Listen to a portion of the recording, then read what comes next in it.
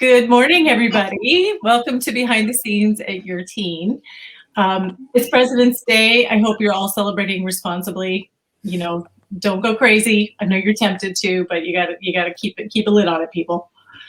Today we are talking about what happens when your kids no longer want to do everything with you. Shocking. I know it does happen. If it hasn't happened to you yet, it's going to. And it could be even the simplest things. I mean, obviously they don't want to go to the grocery store with us. Whoever wanted to go to the grocery store with their mom or dad, that's a pain. But even fun things like, remember the days when we could go to movies and you might ask them if they want to go to the movies? Even sometimes it's now in your living room and you say, hey, do you want to come watch a movie with us? They're like, nah, I'm good. And it's really hard not to get hurt by that. And I totally feel you. So what do we do about it? Is it okay to insist that they do things and have family time with us? Or are we just not going to see them for the next 6 years until they emerge from their cocoon in the room? And I kind of have some mixed feelings about it. In our case, we tried to not take offense when they said they would prefer not to do things with us. But sometimes there are things you just had to say, no, this is something it's a family time and we're all going to do it together. And so we would approach it with humor. We called it forced family fun.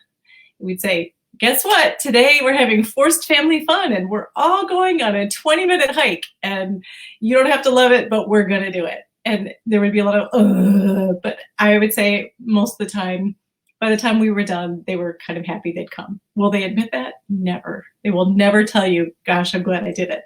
But you could just tell that they were happy they did it. It got them out of the house. So sometimes you do have to just sort of, put on your flak jacket and say, we're all going to do this and we're going to have a great time doing it, whether you want to or not. That's my personal opinion.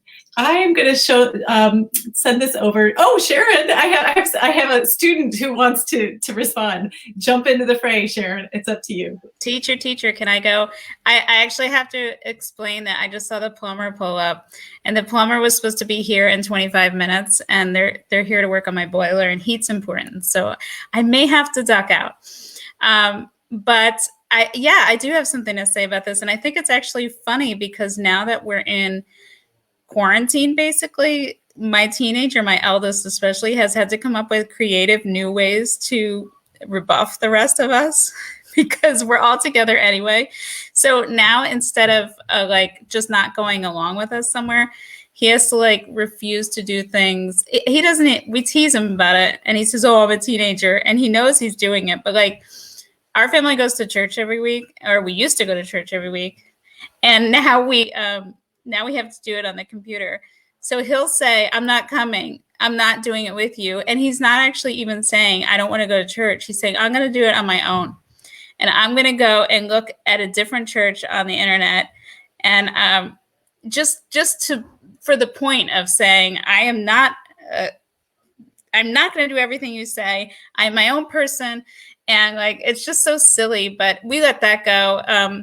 I think I would be more upset if family dinner was a problem or something. It's still not. Or if it was going to drive by the relatives and drop something off at grandma's house or something like that.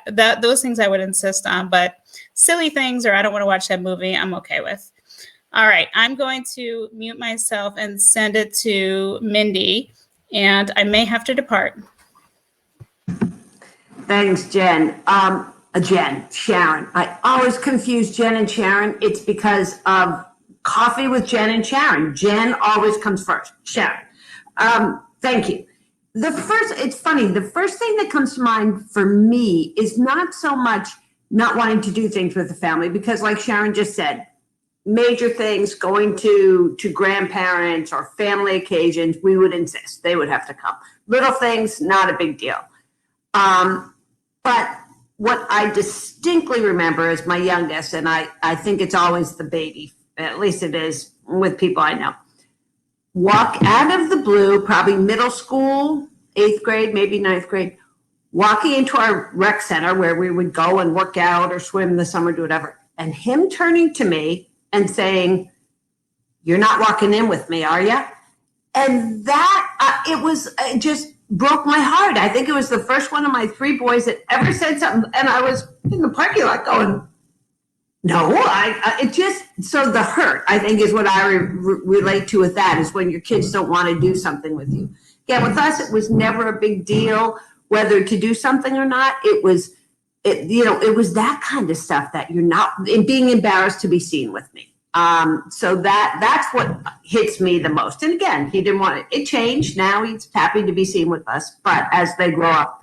But yeah, it hurts. And I think you let the little things go, and the bigger family, grandparent issues, holidays, you make an issue out of. At least that's what happened in our house. Okay, I will turn it over to Emily, or down to Emily. Hi. So Emily, before you start, I'm going to just jump in with, I'm going to share Mandy's, and then I'm going to jump you before you go to Jody. So Jody, you'll go to Emily after. So I just want to share, Mandy Snyder Britton says, Jen, I love that phrase, to lighten the mood, forced family fun. Definitely adopting this. Thank you. Oh, and look at your pretty family picture. Beautiful. Thanks, Mandy. Okay, Jody, you're on. Good morning, everyone. So a couple commercials before I share my opinions about spending time with my family.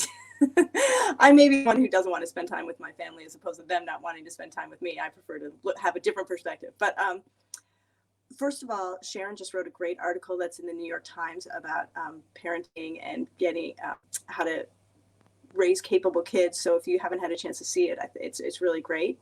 And secondly, we are really excited. We are launching, we've launched our Destination College, which is an 8-week series with really the most incredible experts in the field to talk about planning and the whole college process. And if you've got kids in middle school, high school, even if you have a senior right now, you are going to benefit from hearing what these experts have to say as they kind of demystify what's going on in the process. And really, what I like most about it is they are going to answer questions that a lot of people haven't in the last year, and they've got information that's the most up-to-date and relevant stuff.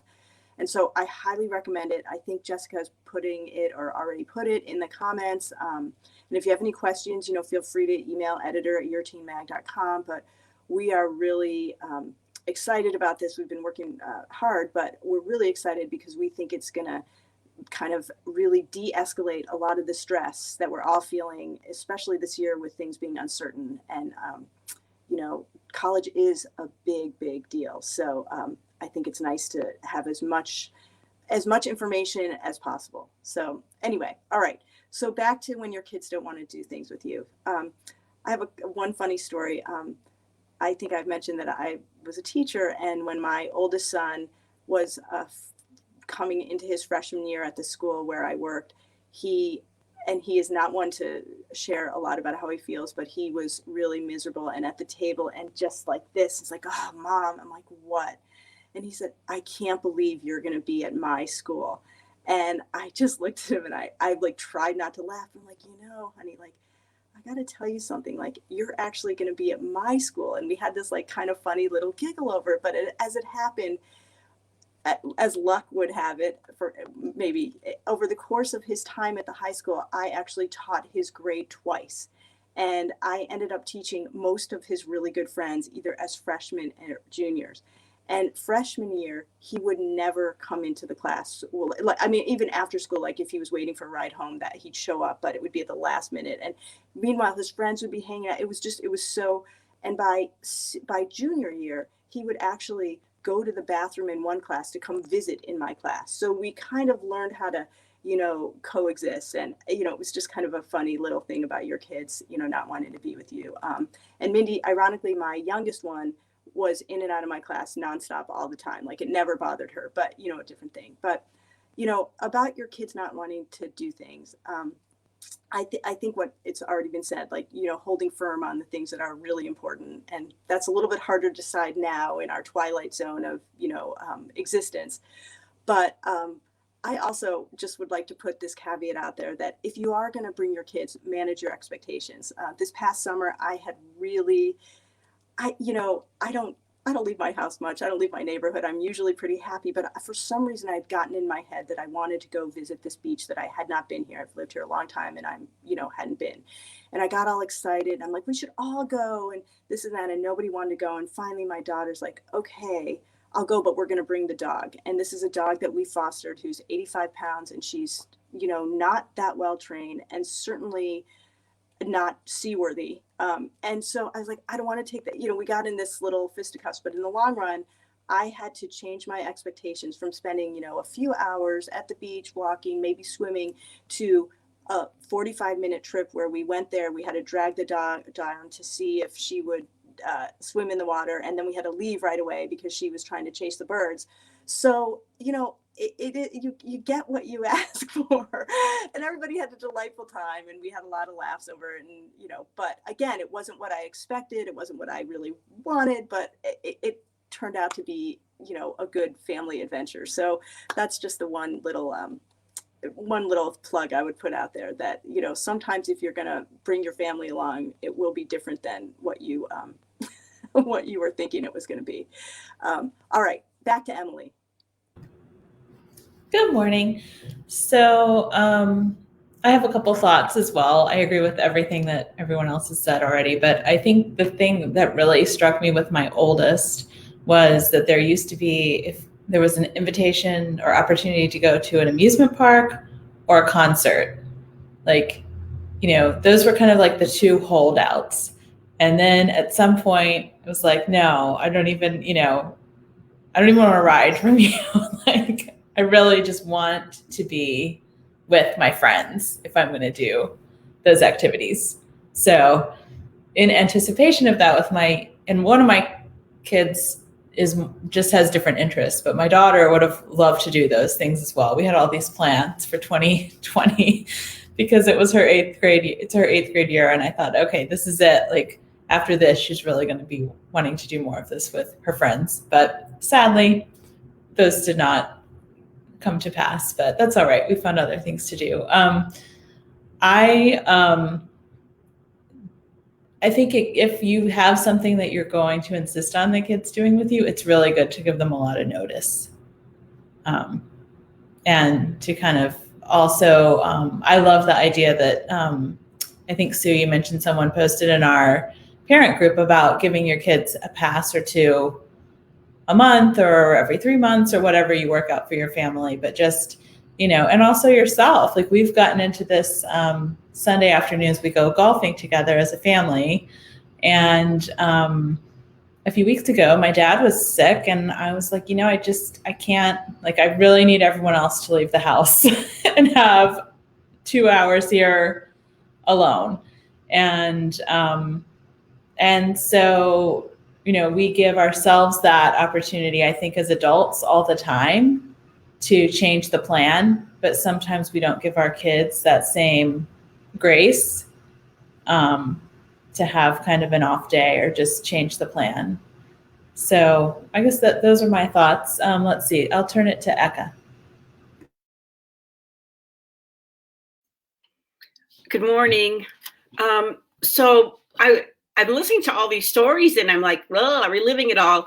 But one of the things that was kind of a deal breaker is if everybody was home and I made dinner, everybody was eating together. That was one of my things, because if anybody who knows me knows I can't stand cooking. So if I was making dinner, everybody was going to eat it. Like Mindy, I went through that whole thing where I'd plan all these great events and no, they don't want to go. So I actually stopped planning events. And once they were old enough not to want to do things, was actually the same age that they can stay home by themselves. So what I would do is I would plan events with my husband, and then we would knock on their doors, because they're usually in their doors, away from us, and knock on their doors and say, hey, Dad and I are going hiking in the metro parks. And they'd be like, you didn't invite us? And I was like, did you want to come? And they would be either yes or no. But, it was kind of we put it out there, what we were doing, and they were welcome to come. And we'd be like, we're going out to dinner. It was Friday night. Everyone was it was a free for all on Friday nights. We're going out to dinner. You're not going to invite us? Oh, did you want to come? So kind of turned it around where we just said, we're doing this. You guys are welcome to come. And that way my feelings stopped being hurt. you know, because I thought, oh, of course everybody wants to come when we go to a movie or to go hiking or whatever. But by doing that, just planning it not with them and having them either tag along, that was probably the best. But then it was crazy because then we went on vacations. It was always the four of us. We'd go on vacations. They were fine with doing anything we planned. It was some reason it was like away from their normal life. They were fine with, like, you know, Disney World. Here's my itinerary for Disney World. We're going to see 117 things in the first hour. And they were fine with that. But if I tried that at home, I don't think it would have worked. So I think everybody was in a different mindset at vacation. So we muddled through it. And I just think for my own sanity, I needed to not be Julie McCoy those years when they were teenagers. So that's my story. And I think I'll go up to Jessica right above me. Here we go. Found the unmute button. So I always like to say I was a little bit too lazy to go through a rebellious phase, so I didn't really have a lot of not wanting to, you know, do things with the family. I was just kind of like, we're going this place, sure. But it did become more of a point of contention that, like, I wouldn't necessarily always participate. I'd be like too busy texting my friends or getting distracted by that sort of stuff, and it would be a lot of like, you know, if you're you know gonna have family dinner with us, if you're gonna like watch a movie with us, like, can you at least participate? So I think that was more of the, I just, you know, I wanted to talk with my friends and see what they were doing, even if it was in the middle of dinner. Yeah, I think the couple of free passes would have worked better for my brothers. Both went through a grumpy teenager phase where they didn't want to participate in anything. I feel like having a couple of free passes that they could save up and use when they needed it could have maybe worked for them. Am I passing it to Sue? Are you? Yep. All right. So I was so excited because it made it all the way to Eka before anybody said my thought. And then Eka got it. So we went on a family vacation, and I was Julie, the cruise director, and I was very proud of my capabilities. And so we went on a vacation, and it was like jam-packed with fun, because when they were little, that's what we did. And then they got bigger, and there was a revolt, and nobody would do anything. And I had really lined us up for places where people were expecting us. I had to call and cancel everything. And so I'd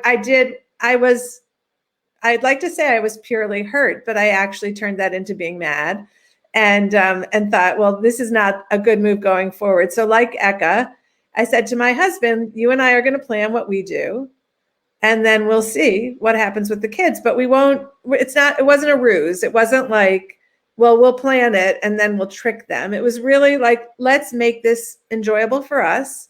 And if they want to stay in the hotel room or wherever we are for the whole time we're away, or just sit at the beach, whatever it is that they prefer, they should be able to do that. And we had the exact same response as Eka. So I'm going to suggest that it isn't a ruse, but it does work quite well. They were annoyed. Like, wait, you're going out? Which is a problem if it's anything you have to buy tickets for in advance. But, you know, if it's spontaneous, or, you know, renting bikes or whatever, going out for a meal, you can always add a few more on. But I highly recommend that approach. It won't work for everything, because as you all said already, some things are required. The other thing is, you know, there are 5 kids and a son-in-law in my house now. And so if someone opts out, which they're adults and they can, everybody else kind of goes like, well, what's wrong with her? So there's this own culture happening that I don't have to get involved in, where there's a little bit of sibling pressure that goes on. Anyway, if you have anything to add, put it in the comments. Don't forget to register for Destination College. If you have friends who you think would benefit from it, make sure you tell them. We have Wendy Mogul and Julie Lithcott-Hames and Jeff Salingo, and a lineup that's extraordinary. And there is something for everybody in there if you are going through the college process or anticipate doing that soon. So thank you everyone for being here with us. And Mandy, you're our favorite today because you put a comment in the chat. So thanks so much. And we'll see all of you next week. Thanks so much.